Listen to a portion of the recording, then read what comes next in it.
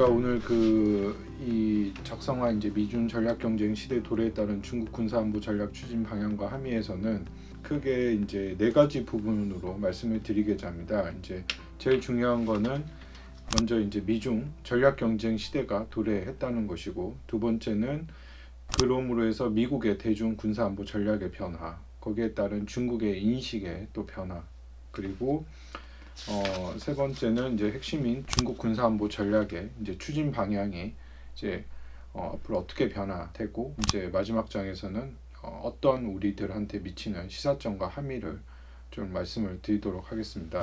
미중 간의 새로운 전략 경쟁 시대가 도래했다는 것입니다. 올해 이제 초에 코로나19가 발생을 한 이후에 미중 관계가 급격히 전환의 관계가 시작이 되었습니다. 사실상 그동안 미중 관계가 이제 무역 통상 부분의 갈등에서 이제는 군사안보 분야까지 전방위적으로 갈등의 범위가 확산이 됐고, 또 최근 트럼프 행정부가 금년도에 이제 중국을 상대로 봉쇄 전략과 경쟁적 접근을 명시한 새로운 대중 전략을 이제 발표를 하고, 또 그러한 새로운 대중 전략 경쟁에 의해서 또 중국은 강군의 꿈, 중국의 꿈이라는 또 새로운 전략을 밝히면서 미중 간의 새로운 어떤 전략 경쟁 시대가 도래했다는 것입니다. 그래서 이러한 새로운 미중 전략 경쟁 시대가 도래함에 따라서 이제 군사안보 전략에 있어서의 이제 변화가 나타나게 되었다는 것입니다. 미국이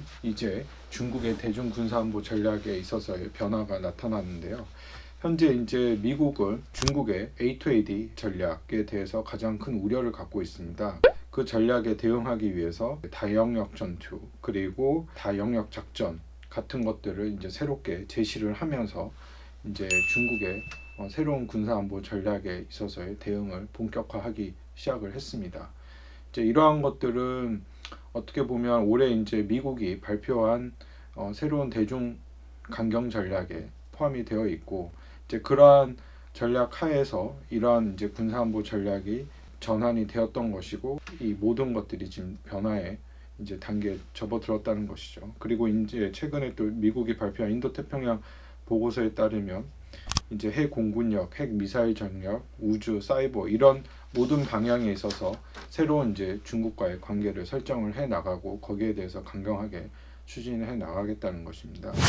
이제 미국이 이러한 새로운 대중 전략에 따라서 중국 역시 강경한 지금 입장을 펼치고 있습니다. 그래서 지금 중국 같은 경우는 미국의 미사일 방어 MD라든지 또 한국의 사드, 그리고 뭐 인도 태평양 전략, 그리고 쿼드 플러스 이러한 것들이 결국은 또 대중 강경 정책이자 군사안보 중국을 또 포위하는 이러한 전략으로 인식을 하고, 거기에 대해서 또 강경하게 또 지금 중국이 맞대응하기 시작을 했습니다. 그래서 어떻게 보면 중국 역시 미국의 어떤 새로운 대중 강경 전략에 대해서 굴복하지 않고 거기에 대해서 또 강하게 맞대응을 하겠다라는 입장을 보이면서 또 미중 간의 본격적인 어떤 새로운 이제 경쟁 관계에 좀 돌입이 되었다고 저는 볼 수가 있겠습니다. 그렇다고 해서 중국이 미국과의 전면전을 군사적 충돌을 희망을 하지는 않으나, 그렇다고 해서 또 중국이 일방적으로 미국한테 끌려가거나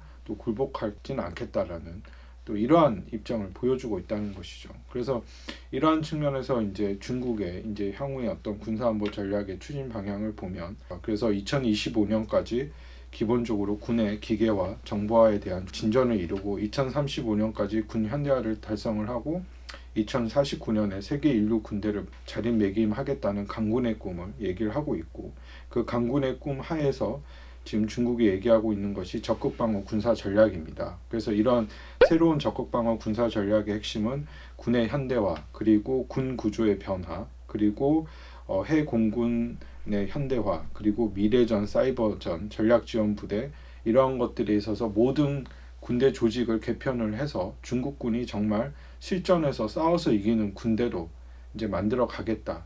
그러니까 실전형 군대로 만들어 가겠다라는 어떤 변화들 보이기 시작했다는 것이죠. 그래서 이것이 이제 중국이 어떻게 보면 군사안보 전략에 있어서 가장 큰 어떤 변화가라는 것이고요. 그래서 이러한 것들이 이제 구체적으로 살펴보면, 이제 육군 같은 경우는 기존의 지역방위원회에서 전역작전형으로 전환을 추진을 하고, 입체 전역 다기능 작전을 할 수 있도록 군 조직을 하고 있고요. 해군은 근해 방어형에서 원해 방위형 전환을 통해서 전략적 억제, 반격, 해상 기동 작전이라든지 해상 합동 작전을 이제 하고 있고, 항공모함이라든지 다양한 첨단 이제 핵 잠수함들 이러한 것들을 건조를 하고 있습니다. 그리고 공군은 영토 방공형에서 공방 경비형으로서 전환을 하면서 조기 경보, 방공, 미사일 방어, 그리고 이제 핵 전력 타격 같은 능력을 배양하기 시작했다는 것이죠. 그래서 장거리 투사가 가능한 이제 스텔스 전략 핵폭격기 같은 것도 이제 만들어서 배치를 한다는 것이고, 이제 노켓군 같은 경우는 이제 핵 억제, 반격 능력에 초점을 맞춰서 중장거리 미사일들 등을 능력을 강화해서 정밀 타격, 전략적 억제 능력을 대폭 강화시켜 나가서 어떻게 말하면 이제 미군의 영내 개입을 방어하겠다. 그래서 제1도련선 안에서 적어도 중국의 어떤 군사력을 확보를 해서 여기에서 이제 중국이 확실하게 군사력을 갖추겠다라는 것입니다. 그래서 이러한 것들이 이제 중국의 군사안보 전략의 구체적인 이제 전환으로 나타나고 변화의 방향으로 지금 나타나고 있는 것이고, 앞으로 이러한 것들은 가속화될 것으로 보입니다. 왜냐하면 이제 미중 간의 본격적인 전략 경쟁 시대에 맞춰서 중국 역시 거기에 대해서 강하게 대응을 한다는 것이고, 특히 대만 해협이나 남중국해 문제라든지 핵심 이익 문제에서는 중국이 절대 물러서지 않겠다라는 강한 의지를 보여주고 있기 때문에, 제가 봤을 때는 앞으로 이제 중국의 군사력 현대화, 군 구조 개편이라든지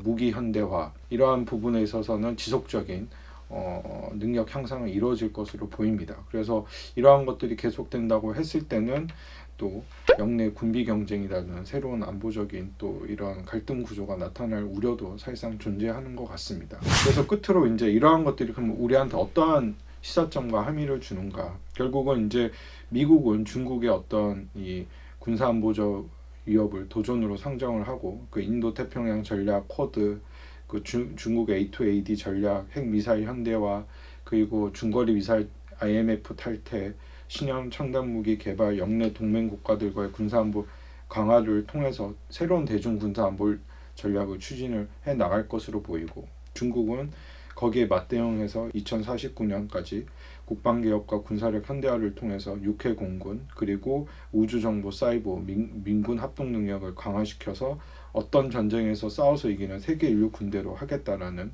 또 이러한 중국만의 어떤 강국몽의 꿈을 이끌어 갈 것입니다. 그렇게 될 경우에는 아마 미국과 중국 간의 또 영내에서 상당한 어떤 군사력의 어떤 또 경쟁 측면이 나타날 가능성이 크다. 그렇기 때문에 향후에 이 영내 아태 지역에서 군비 경쟁, 그리고 동남중국해, 인도 태평양 전략, 쿼드, 북핵 문제를 놓고 또 다양한 갈등이 저는 나타날 가능성이 있기 때문에, 특히 이러한 상황에서 우리는 다양한 시나리오별로 전략적 대응 방향을 마련을 하고, 그리고 또 한반도 비핵화와 남북 관계에도 이러한 사항들이 직접적인 영향을 미칠 수 있기 때문에, 특히 쿼드라든지 인도 태평양 전략에 있어서는 우리가 좀 신중한 접근이 필요하다. 그래서 우리가 적어도 미국과 중국의 이런 군사 안보 전략의 어떤 갈등 구조 속에서는 좀 균형적인 접근을 통해서 신중하게 문제를 접근해 나가는 노력이 필요하고요.